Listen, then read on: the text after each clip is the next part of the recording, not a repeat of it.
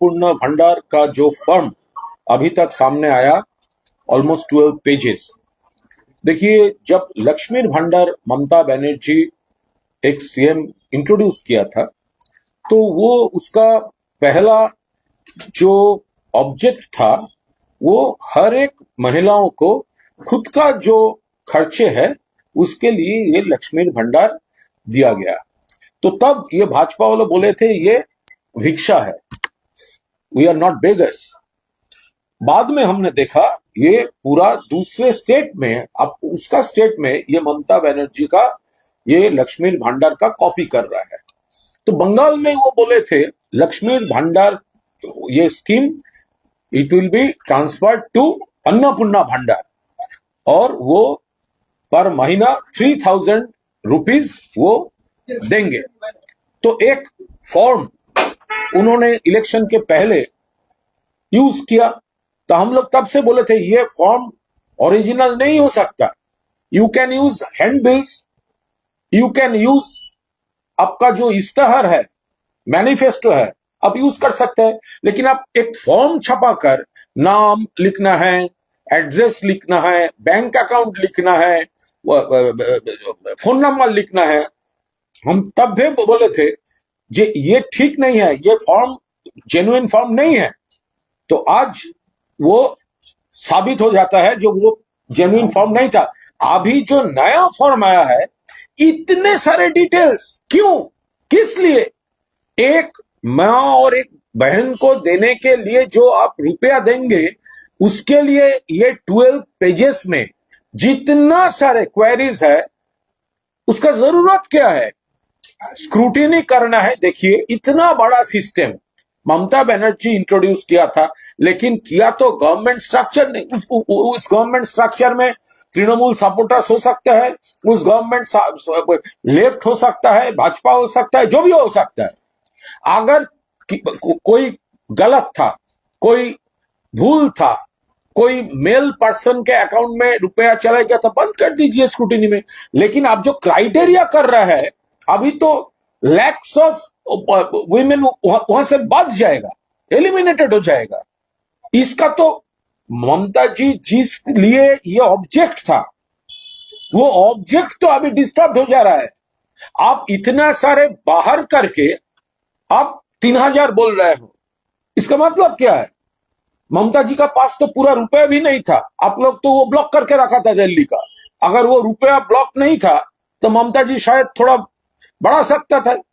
लेकिन जो अभी अन्नपूर्णा भंडार का फॉर्म और जो रेगुलेशंस है, जो क्राइटेरियाज है, वो हमारा पूरा जो महिलाओं है उसमें से बहुत सारा वो एलिमिनेटेड हो जाने का वो तो हो सकता है। तो हमारा पूरा एक डिमांड है, जो आप जो प्रॉमिस किए थे इलेक्शन के पहले वो रखना होगा, वो कमिटमेंट रखना होगा। 1 जून से हर एक महिला को जो लक्ष्मी भंडार, वो जो उसका नाम लक्ष्मी भंडार है, स्क्रूटिनी में अगर कोई भूल है वो आप डिलीट कर दीजिए, लेकिन क्राइटेरिया तैयार करके बाद नहीं चलेगा।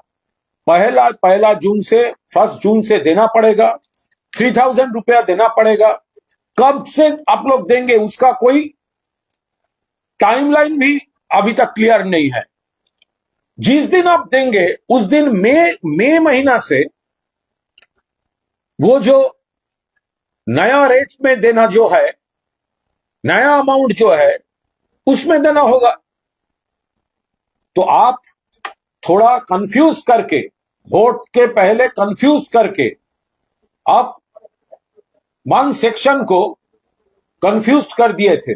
लेकिन अभी आपका ये 12 पेजेस जो फॉर्म है, ये क्या फॉर्म है? उसका फैमिली का पूरा डिटेल वो मांग रहे हैं, फैमिली का पूरा डिटेल मांग रहे हैं। उसके साथ एक बहन को ये रुपया देने का आपको देखना है वो जेन्युइन है कि नहीं है। लेकिन आपको वो पूरा फैमिली का हिस्ट्री, ये डेटा कौन काम पे लगेगा? आपको तो एक्सप्लेन करना होगा। ये जो पूरा फैमिली हिस्ट्री आप ले रहे हैं, क्यों ले रहे हैं? आपका तो देना है एक दीदी को, देना है एक मां को, देना है एक बहन को, तो उसका पूरा फैमिली, पूरा डिटेल्स आपको कौन काम पे आएगा? इसीलिए हम जिस तरह ये 12 पेजेस फॉर्म दिया गया, हम देखिए ये जो अगर कोई मेल कैंडिडेट को नाम पर लक्ष्मी भंडार किया, बंद कर दीजिए। बहुत सारे प्रॉब्लम है, केस टू केस देखना पड़ेगा। ऐसा भी हो सकता है वो फैमिली में जो फीमेल है वो उस अकाउंट, उसका खुद का अकाउंट शायद हो या ना हो, लेकिन ये जो मेल अकाउंट है उसका साथ ज्वाइंट हो सकता है, वो देखना पड़ेगा। आप दो एक एग्जाम्पल देकर पूरा सिस्टम से क्राइटेरिया बना के बहुत सारे नाम बात देने को कोशिश कर रहे हो। हमारा एक ही वक्तव्य है कि बंगाल में हर एक जो सरकार का साथ है, जो सरकारी सिस्टम में है, एक सर्कुलर देखा, शायद वो क्या ठीक है क्या भूल है, चेक करना पड़ेगा। ये अन्नपूर्णा भंडार में जो है, जो सरकारी स्ट्रक्चर में जो है वो ये उसके लिए नहीं है अन्नपूर्णा भंडार। आप सोचिए, एक दीदी आशा में काम करते हैं, तो whether she will be eligible or not, that is not clear, because she is getting remuneration from government, और ये लोग कह रहे हैं गवर्नमेंट से जो 1 रुपया भी मिलेगा उसके लिए यह अन्नपूर्णा भंडार नहीं है। तो बहुत सारे middle class, lower middle class, ये तो सफरर हो जाएगा। तो इसका क्लैरिफिकेशन चाहिए, और पहले 1 जून से 3000 रुपया करके हर एक को मिलना चाहिए। कुणाल, सवाल यह है कि काफिल जोशीधर और कल्याण बनर्जी को देख रहे हैं, हम लोग आपस में लड़ रहे हैं, स्पीकर को चिट्ठी दिया जा रहा है, वहां पे वजह मांग रहे हैं। देखिए ये उनका पर्सनल मैटर है, लेकिन ये इलेक्शन के बाद जब थोड़ा दूसरा तरीका का माहौल चल रहा है, हम लोग सब बिजी है, कल्याण जी बिजी है, case protection to the workers, ये इलेक्शन प्रोसेस के खिलाफ क्या किया जाए, उस टाइम काकोली जी जैसा सीनियर लीडर इस तरह अभी पुराना इश्यूज के ऊपर ये शोभा नहीं देता। दूसरा है, अभिषेक बनर्जी के खिलाफ फिर से एफआईआर हुआ है, भवानीपुर में गुजराती सोसाइटी की तरफ से एफआईआर किया गया है। देखिए ये तो अभी इसके साथ साथ ये शांतनु सेन जो है पार्टी के चीफ स्पोक्सपर्सन है नेशनल, उन्होंने भी पदत्याग कर दिया। देखिए ये अभी पार्टी में, देखिए ये पार्टी लीडरशिप का बात है। हमारा तो एक ही कहना है कि ये इलेक्शन कमीशन जिस तरह मिसयूज हुआ, उससे हम लोग को अपोजिशन में आना पड़ा, लेकिन इसके साथ हमारे भी एनालिसिस का जरूरत है। हमसे भी भूल हुआ, हमारा पार्टी का भूल है, वो लीडरशिप देख रहा है, लेकिन इस टाइम है हमारा प्रायोरिटी होना चाहिए पार्टी को यूनाइटेड रखना। और जो वर्कर्स अभी घर नहीं लौट सकते हैं, काम पे नहीं ज्वाइन कर सकते हैं, पार्टी ऑफिस वो लोग कैप्चर कर लिया, बेसलेस केस दे रहा है, अभी तो सब जो लीडर्स है उसको ड्यूटी है ये प्रॉब्लम में एक्टिवली वर्कर्स को साथ रहना।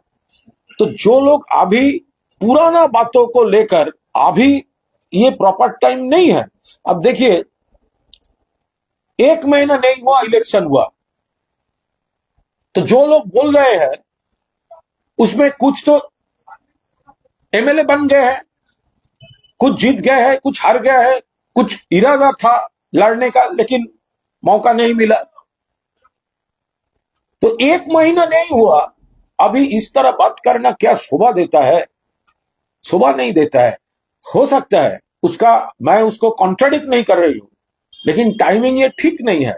वर्कर्स लोगों इतना 40% वोट मिला है दीदी को, इतने 90 हमारा 80 एमएलएस है, 42 एमपीज, thousands of